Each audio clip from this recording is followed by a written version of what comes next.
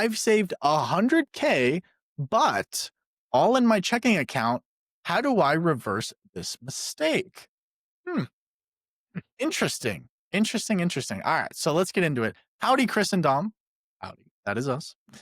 I've been grinding for years, working long hours, side hustling, skipping the fun stuff that most people my age indulge in. And finally, after what felt like an eternity of patience and discipline, I hit $100,000 in my savings. Cool. Honestly, that's amazing. That's great. That's super awesome. Honestly, people around me started to question my sanity. Why are you living like this? They'd ask. And to be fair, sometimes I'd wonder myself. Here's the thing, it's all just sitting in my checking account. There, hold on to that wallet very carefully.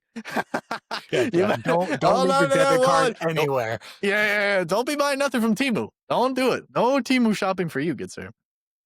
Every day I stare at it. I feel a weird mix of pride and regret. Yeah, it'll do it. Pride because I did it, because I finally built a real cushion.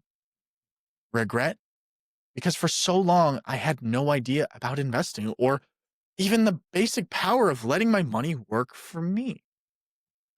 Now that I've finally learned a bit about investing, I've realized what a massive opportunity I missed. I can't shake the feeling that I've been sitting on a gold mine while it's quietly losing potential growth every day. I want to put this $100,000 to work, but I also want to be smart about it, of course. Right now, I'm thinking about a high yield savings account for safety and liquidity, and also maybe a low cost index fund to start compounding. I've thought about other investments, but I'm not really interested in real estate or property. I just want my money to work efficiently for me, safely, and smartly. So here's my question. If you were sitting in my shoes, what would you do with your personal approach? How would you balance safety, growth, and peace of mind with this $100,000?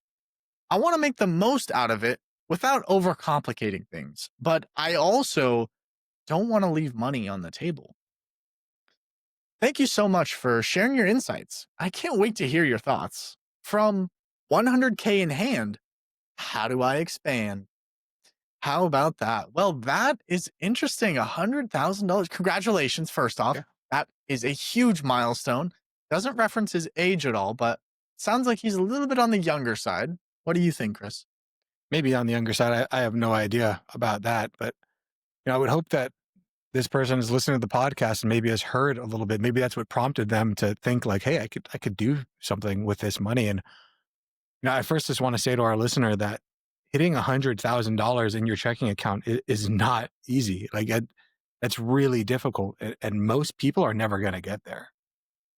I think we need to recognize the discipline, the sacrifice, and the patience that our listener was able to show, and how huge that is. The ability to defer gratification until that later time deserves recognition.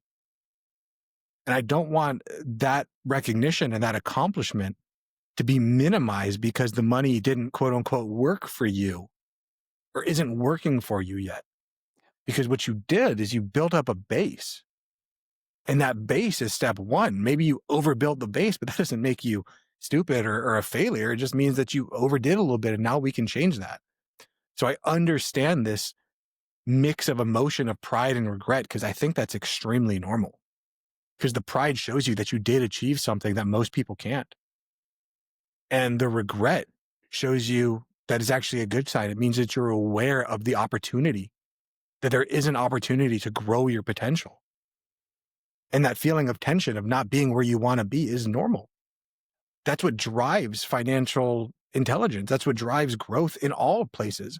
It's that dynamic tension of like, yeah, I've gotten somewhere and I can keep going farther. Because we say it all the time, you're never going to get there.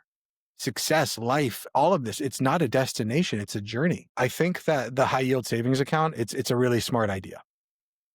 Now, rather than me telling you need to take this much money and do this, because I'm not going to do that. Like, this is all generalized in nature and for educational and informational purposes only, all that good stuff.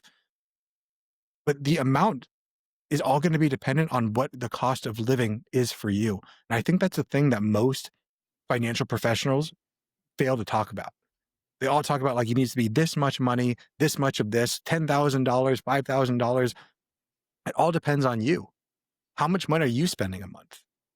You take that money and then put, I don't know, 3-6 months, a year into a high yield savings account.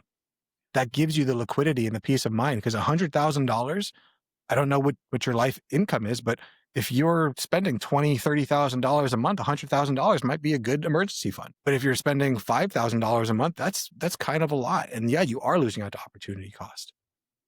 And the high yield savings account, it's not sexy, but it is safety and allowing you to have that ability to morph and try to grow your money. So when the stock market does inevitably go down, you're not sitting there panicking because you know it's okay. I have this extra money. You said that you also want to put some money into the index fund. Now, when you said some money, I wonder how much is some? Because that word could be a lot. Some could be $90,000. Some could be $9,000.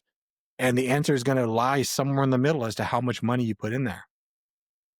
But a low-cost index fund equals the ability for your money to compound over decades with little effort. I would say no effort, with the exception of just pressing the button to buy it. And if you're new to investing, I would start simple. I would go back to the 5 crash course where we talk about investing made simple, and you could talk and you can learn about index funds and ones that have very low expense ratios. I'm not going to go into which ones those are specifically, but you can find it with an easy Google search. And you could automate your monthly contributions to remove the decision fatigue of having to do it. Because what the market has shown us and what history has shown us is if you have a lump sum of money, it makes sense to lump sum it all in there. That is what statistically is the right answer. But what statistically is the right answer may not be right for you. And that's why I always talk about dollar cost averaging over a lump sum. It might not be the statistical right answer, but it works with our brains that are highly emotional. Because if you put in $100,000 tomorrow, let's say you put all in there and the market went down by 10% and you saw your value go from 100 to 90, you would lose your mind, pull it out, say, I'm never going to do this again. I'm going to go lock it in my checking account and try to save my way to wealth, which is an impossibility. But if you allow yourself, hey, I'm going to put $5,000, $10,000 in a month on a drip campaign, or I'm going to put just a little bit of money over. That way, if you see it go down a little bit, you're like, oh, it's okay. It's only 5,000 of my 100,000. If you see it go up, you're like, oh, I should have been faster, but you don't know. Historically, lump sum usually wins over the long term, but pacing yourself can protect your mindset from quitting too early. I think that's the most important thing, is you have to remember that you are a human being. It makes sense to buy a triple leveraged account and just hold it indefinitely and keep on adding to it. That statistically will work for you. And good luck being able to get wiped out of your life savings 3 to 4 times in your lifetime and keep on doing it. We talked a lot about it in this podcast about the talent stack. Money isn't just about investing. It's about leveraging your skills. And that means that you need to continue learning. You need to keep upgrading your financial literacy. The ability for you to grow your income is something that you need to continue to grow. And you can use that in tandem with learning more about investing. Because this compounds not just your money, but also yourself, makes you a better person all around. So this is the biggest thing that I want you to do, is I need you to avoid analysis paralysis, because I've seen this time and time again of people that have got to a point where they're like, okay, I can start. Let's do it. And then they never do anything. You're already ahead because you've saved. Waiting for the perfect strategy is a hidden cost, because your money is going to lose potential growing power every day by sitting idly, because the government's going to continue printing money to inflation no matter what you do. So I need you to start somewhere. Even if it's only 80% right, that beats 100% of not getting started. You're going to figure the path along the way as you make it there. And that's where your mindset comes in, because your money working for you versus your money sitting there is the most important thing. Your money should create options, not stress. Too many people allow their money to just be this scary thing in the corner. You need to stop chasing shiny investments, this perfect plan, the pressure to outperform other people, to tell them like, I have these great investments that are better than everything else's. You just need to focus on consistent growth, compounding, and staying in your comfort zone mentally. because I've met many people who are like, oh, I do all these alts and I do this crypto and I do all these other things. And I'm like, how is that going? And they're like, I can't sleep at night. Like, I'm so scared of everything. And it's like, then you're doing the wrong thing. You can't keep that consistency of not sleeping at night because you're worried your money's going to disappear tomorrow for the next 60 years. So I need you to track and measure your progress. Don't watch your investments grow every day. Watch them occasionally. Set up everything and get the hell out of the way. Focus on other things. Focus on living your life, being a parent, being a friend, being a father, whatever the hell it is that you are. I don't know if you're a male or a female, but you need to go ahead and focus on other things and let money get out of the way. That's my mission in life, is to teach people to get money out of the way so they can focus on living the best thing. $100,000 in your checking account is a blessing. And for some reason, you choose to look at it as a failure. You're finally ready to make your money work for you. And that's a mindset shift that's worth more than the $100,000 are in themselves. So I want you to start small. I want you to start smart. I want you to be consistent. And your future self will thank you so much for the work that you're putting in now. It's difficult. It's always difficult at first. And I promise you, it will get easier over time.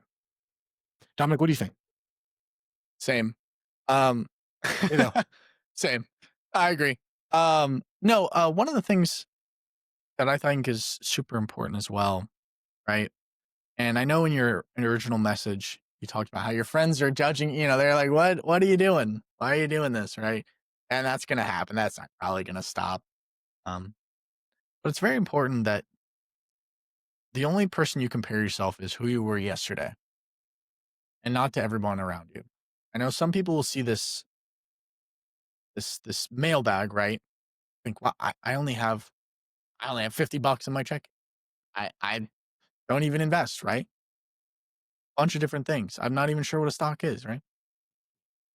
And they'll think, wow, look at this guy. He's 100K in his savings. Wish I had that, right? That's one thing we as a society have to get out of, is comparing apples and oranges. They're two different things. While both are fruits, they're not the same. I'm not the same as this person. Chris is not the same. None of us are the same, right? We might have similar experiences, or we might have completely different experiences. And I just want to make sure that everybody listening, it's like, and for the viewer, that it's never a good idea to compare yourself to someone else. Now, if it's in a competitive standpoint, maybe sure, right? But don't let that version of comparison sink in so deep that it affects, like Chris said, the way you sleep. Right? If it's affecting the way you're sleeping, you're doing something wrong. And I don't know about you guys, but I sleep sound. I get 7.5 hours of sleep. I sleep like a baby. I sleep great. Well, toast. I think the most important question you get to ask yourself is this thought serving me? I think when I learned that, I was like, that was a life changer for me. Because there are times where you want to be competitive. There are times where you want to be angry at somebody, that you want to feel these things. And then you get to ask yourself, is this still serving me now? Because like if you're going into competition and you're about to get into a fight, I don't know, I do Brazilian jiu-jitsu. So there are times where I want to go in there a little bit angry. It focuses you, like, hey, I'm gonna run through this guy. I'm gonna destroy them. But after the fight, regardless if I won or lost, if I'm at home and I can't sleep because, man, I'm so mad at that person still, it worked in that time, in that zone. And it served me in that moment, but it doesn't serve you throughout. And you are the only person that can decide when things stop serving you and when they're not serving you, when they are serving you. So live in that place. Just because you do something one time does not mean it needs to continue. I agree. And even to our viewer, they can decide, hey, I'm going to put this money into all these things. I'm going to do this investments. And then they might decide, I don't want to do this anymore. That's okay. You tried. Even if you end up in the exact same spot that you are now in a year, that's still fine. It's fine. You're in a better situation than most people are. And I want you to do better, to learn, to grow, because you can be even in a better place. Yeah. This video podcast is sponsored by Monzon Wealth. The content in this podcast is for informational purposes only and should not be considered financial advice. We do not endorse specific products or services. Past performance does not guarantee future results. The opinions expressed are those of the hosts and guests, not the podcast sponsor.